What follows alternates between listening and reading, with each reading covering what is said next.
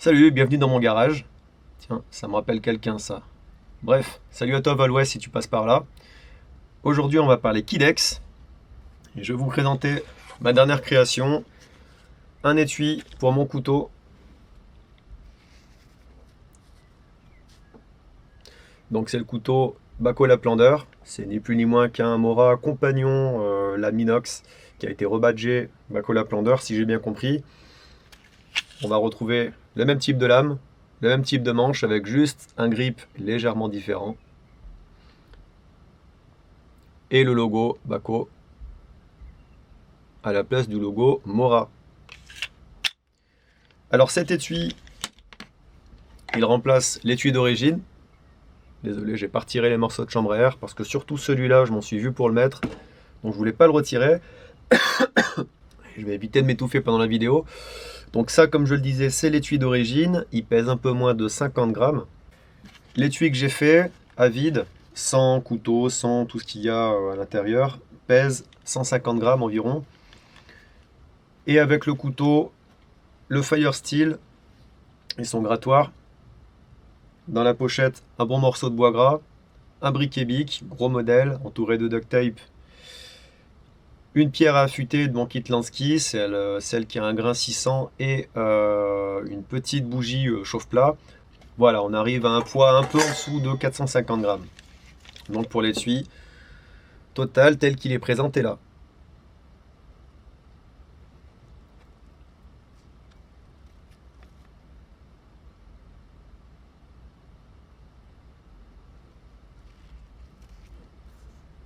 Voilà, donc l'étui, on en reparlera plus tard. En attendant, on va parler un petit peu Kidex.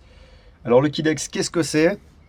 Où le trouver, à quel prix et comment le travailler pour en tirer le plus de profit. Le Kidex, c'est un plastique thermoformable, ce qui veut dire qu'en le chauffant un peu, on va le ramollir et on va pouvoir le travailler.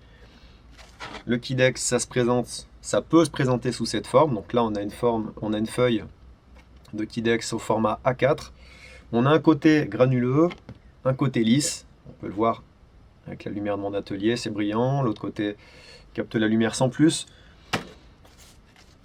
Une feuille de Kidex comme ça coûte entre 3 et 7 euros, sans compter les frais de port. Le mien, je l'ai acheté sur eBay. Le vendeur s'appelle GFG Plastique. Il est basé en Angleterre. Donc c'est plutôt abordable.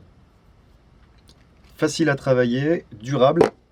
Je ne vais pas le comparer au cuir. Je ne vais pas aujourd'hui faire un comparatif plastique-cuir, puisque c'est deux choses qui ont absolument rien à voir. La seule vraie différence que je peux constater entre un étui en cuir et un étui en Kidex, c'est que l'étui en Kidex va demander absolument aucun entretien, quelles que soient les conditions météo sous lesquelles on s'en sert. Donc voilà, je ne vais pas comparer ces deux matières. Le Kidex, donc on a vu qu'est-ce que le Kidex, on a vu où le trouver, on a vu à combien l'acheter. Maintenant, pour travailler le Kidex, c'est très simple. Il va vous falloir de quoi le chauffer. Moi, pour le chauffer, j'utilise un décapeur thermique. Donc celui-là, je l'ai acheté chez Lidl pour une vingtaine d'euros. Ensuite, le Kidex, une fois ramolli, on va le mettre en forme. Pour ça, il vaut mieux s'équiper d'une bonne paire de gants. Ceux-là, ils sont croûte de cuir. Ça permet d'éviter de se brûler les doigts. Une fois qu'on a la forme, il va falloir presser le Kidex. Pour ça, il y a plusieurs options. La plus facile et la plus abordable reste la presse à Kidex. Donc moi, la mienne, elle est vraiment très basique. On va retrouver deux planches. À l'intérieur, un tapis de sol Décathlon coupé en morceaux. Donc au format de la planche qui va être collé à la planche. Et par-dessus ce tapis de sol, on va retrouver du néoprène. Alors le néoprène, on en trouve sur internet. On peut en trouver aussi en récupérant pas mal. On peut en trouver en magasin aussi, par exemple dans un magasin de fourniture de bureau. J'ai acheté des petits tapis de souris, j'en ai 6, sur la presse à Kidex. On va peut-être pouvoir le voir. Voilà. Donc on a la planche, une épaisseur de tapis de sol pour la gym, qui craint le chaud, donc on ne va pas la mettre au contact du Kidex chauffé et ramolli. Ensuite par-dessus, j'ai mis 4 tapis de souris, donc 2 ici, 2 là. Et par-dessus, pour éviter d'abîmer la surface des tapis de souris, un morceau de t-shirt. Alors pour travailler le Kidex, c'est relativement simple. On va venir donc chauffer la feuille, la ramollir. Une fois qu'elle est molle, on la place à l'intérieur de la presse. Ensuite, on vient poser l'outil pour lequel on veut prendre l'empreinte. On va venir, avec les gants, rabattre la feuille de Kidex par-dessus. Ensuite, on va refermer la presse. Et puis alors là, il y a deux options. Soit on la pose par terre et on monte dessus et on compte jusqu'à 2 minutes à peu près. Soit on veut utiliser, comme dans mon cas, des serre-joints assez classiques. Et on va pouvoir presser les deux parties de la presse très fortement. Et de cette façon, une fois que le plastique a refroidi, il aura gardé l'empreinte de l'outil qu'on aura mis à l'intérieur. Maintenant, je vais me servir d'un vieil étui pour illustrer ce qui va suivre. Une fois que le plastique a refroidi et qu'il a bien pris l'empreinte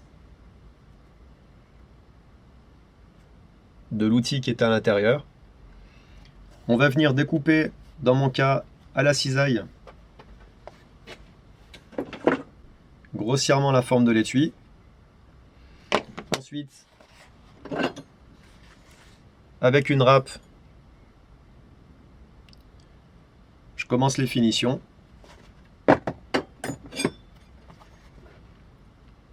Et avec une lime, je termine les finitions de façon à ce que ça soit propre. Une fois les finitions faites, on va pouvoir venir repérer l'emplacement des trous. Donc pour cet étui, on a 6 trous qui vont permettre de multiplier les possibilités de port. Une fois les trous faits, on va venir placer les œillets. Alors moi, c'est des œillets très moches que j'ai achetés chez Bricorama il y a un certain temps. Alors il est possible de trouver de très beaux œillets sur internet, sur les sites comme knifekit.com par exemple, où on peut trouver des œillets de beaucoup de couleurs différentes. On va aussi pouvoir trouver des feuilles de Kidex de couleurs et avec des motifs très variés qui vont nous permettre de fabriquer des étuis de couleurs et de formes variées. Donc voilà pour les généralités. Maintenant, je vous propose de rester avec moi et je vais parler un petit peu en détail de l'étui que j'ai fabriqué.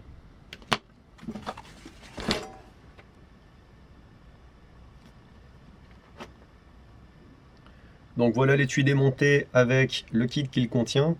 Donc le protège-lame, c'est très simple, c'est une feuille de Kidex pliée en deux et dans laquelle on a donné l'empreinte du couteau.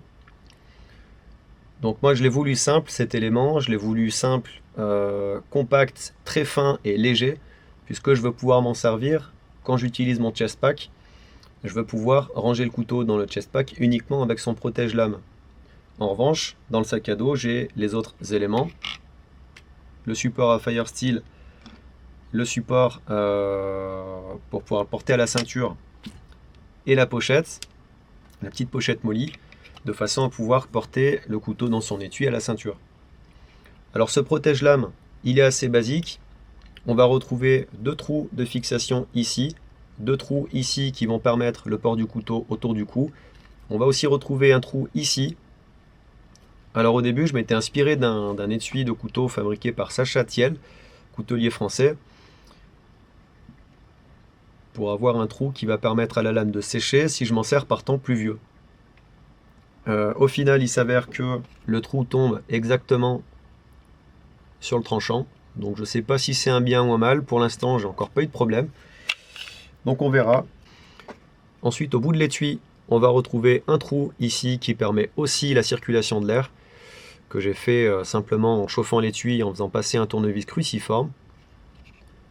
Ensuite, à l'autre bout du manche, on va retrouver une forme ici, que j'ai fait simplement en chauffant l'étui au décapeur thermique et en introduisant un stylo feutre, un gros stylo feutre ici, et puis en le faisant bouger un petit peu pendant que le plastique était mou. Une fois refroidi, le plastique garde la forme. Cette forme va permettre de sortir le couteau de l'étui et de le fixer à l'intérieur. Le tout d'une seule main. Donc voilà pour le protège-lame. Sur ce protège-lame, on va retrouver un élément très simple, ici. Un support à Firesteel. Donc quand je dis très simple, c'est très simple. On a juste un morceau de Kidex que j'ai enroulé à chaud autour de mon Firesteel. Donc c'est un Firesteel, c'est un peu un mastodonte puisqu'il pèse un peu plus de 100 grammes. Celui-là, je l'ai bien usé. Je m'en suis beaucoup servi. Vous voyez un petit peu tout ce qui reste encore à utiliser. Donc c'est un gros Firesteel que j'ai acheté sur eBay chez un vendeur chinois pour 6 €. Pour ceux qui sont intéressés, j'essaierai de retrouver la référence. Il arrive nu, c'est-à-dire c'est juste une barre de ferrocérium, sans manche, sans trou, ni aucun système de fixation. Moi, pour fabriquer un semblant de manche, j'ai enroulé, j'ai mis un morceau de chambre à air dessus, à une extrémité, qui doit faire quelque chose comme 4 cm de long. Donc c'est de la petite chambre à air de vélo de course. Ensuite, par-dessus, j'ai mis une choc corde que j'ai fixée avec un élastique en chambre à air de façon à ce que ce soit bien maintenu. On va retrouver ici une petite perle en plastique, histoire d'éviter que la choc corde se fasse la malle. À l'autre extrémité, un nœud d'arrêt, très simple, et un grattoir qui rajoute pas beaucoup de poids à l'ensemble. Troisième élément, et non des moindres, c'est donc l'élément qui va permettre le port du couteau à la ceinture. Un élément assez compact une fois replié, et pourtant très polyvalent. Donc cet élément se compose d'une feuille de Kydex repliée exactement comme le protège-lame. Sauf qu'on a un côté court et un côté long. Et le côté long va servir de rallonge pour fixer une boucle métallique. Donc là, elle est simplement fixée ici en laissant refroidir le Kydex, en prenant l'empreinte de la boucle. Ici, avec des petits cales en bois, j'ai donné un angle qui va permettre au Kydex d'être déporté par rapport au protège-lame. De cette façon. Ici, on a le protège-lame, le manche du couteau. Et ici, on a le support.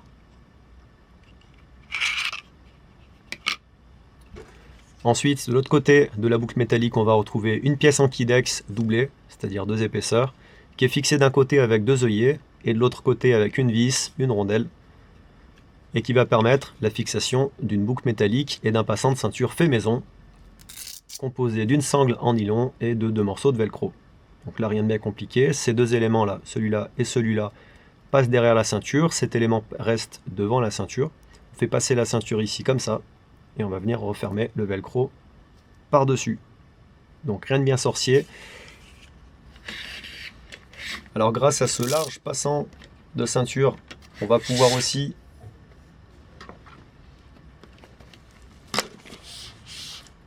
fixer l'étui sur une ceinture avec des passants molis.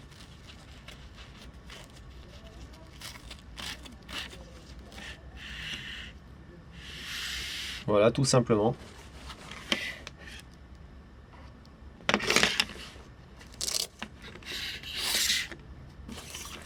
Ensuite, on va avoir une pochette de chez Tasmanian Tiger. Je ne me rappelle plus du nom du modèle.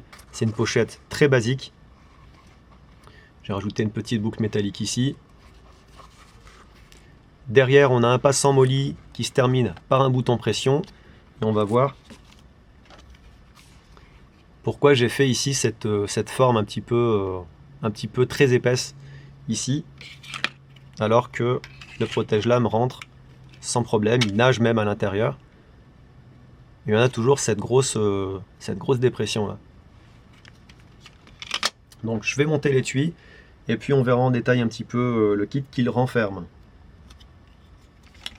Donc pour commencer, je fais passer le protège-lame dans la grosse pièce. Derrière, je fais passer le support à Firesteel avec 2 petites vis à tête hexagonale et empreinte tournevis plat. Je vais venir fixer les 3 éléments entre eux.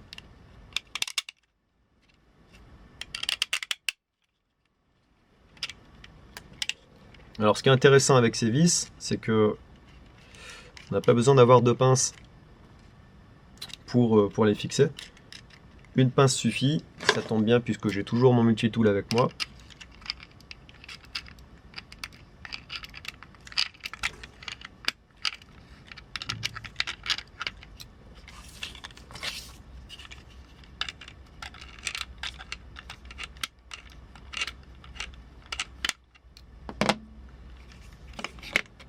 Alors ensuite, pour fixer la pochette, c'est très simple. Je fais glisser le passant molly dans cette partie-là. Il va ressortir par ici. Là, j'aurai plus qu'à fixer la pression. Et ensuite, j'ai 2 options. soit je laisse l'étui tel quel, soit je fais glisser la pression par-dessous pour rajouter encore une sécurité et pour éviter de décrocher la pochette accidentellement. Dans la pochette, il ne me reste plus qu'à loger ma pierre à affûter Lansky, grain 600, mon morceau de bois gras, une petite bougie chauffe-plat,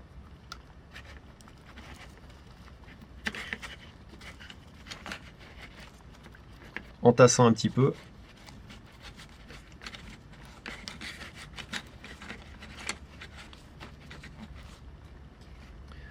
un gros briquet bic entouré de duct tape,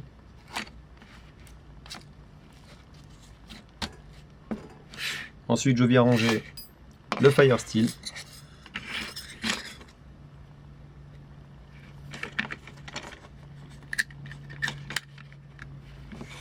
et enfin pour terminer le couteau. Alors une fois toutes les parties de l'étui fixées entre elles et le kit rangé à l'intérieur, il ne me reste plus qu'à venir l'accrocher à la ceinture. Là c'est très simple.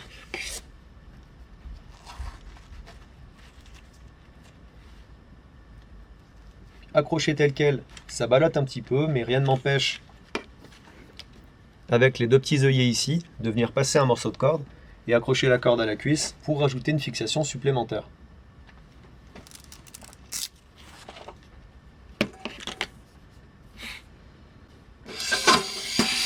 Maintenant, je vous propose de passer à la pesée. Donc pour rappel, l'étui fourni avec le couteau pèse un peu moins de 50 grammes.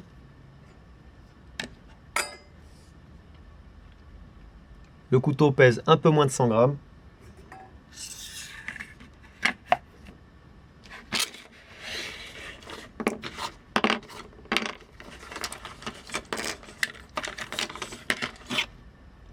Le fire steel et son grattoir, un peu plus de 100 grammes. La pierre à affûter, 40 grammes. Le morceau de bois gras, un peu moins de 50 grammes. Le briquet bic avec le duct tape, un peu plus de 30 grammes. Et la bougie chauffe-plat à peu près 20 grammes. Donc on a un poids négligeable. L'étui avec la pochette et sans rien à l'intérieur, précisément 150 grammes. L'ensemble tout compris pèse 430 grammes précisément. Alors pour terminer cet étui, j'en suis très content. Il est polyvalent, il est transformable puisque je peux m'en servir de simple protège-lame à l'intérieur de mon chest pack ou de kit, donc coupant, combustible et entretien du couteau à part entière. Je me suis bien amusé à le fabriquer. Encore une fois, ça m'a apporté quelques notions d'utilisation du Kydex que j'avais pas forcément acquis. Donc je suis content de cet étui. Le couteau il est de très bonne qualité, vous pouvez le retrouver sur internet. Alors celui-là je l'ai eu en kit avec la scie Cola-Plander, la scie pliante, au prix d'une trentaine d'euros. Couteau et scie, frais de port inclus. Ce couteau, alors pas dans cette marque-là, mais dans la marque Mora, on peut le trouver aussi sur les sites internet aux alentours de 13 euros avec la lame inox et plus ou moins le même prix avec la lame carbone. Voilà, je peux remplacer le kit feu et entretien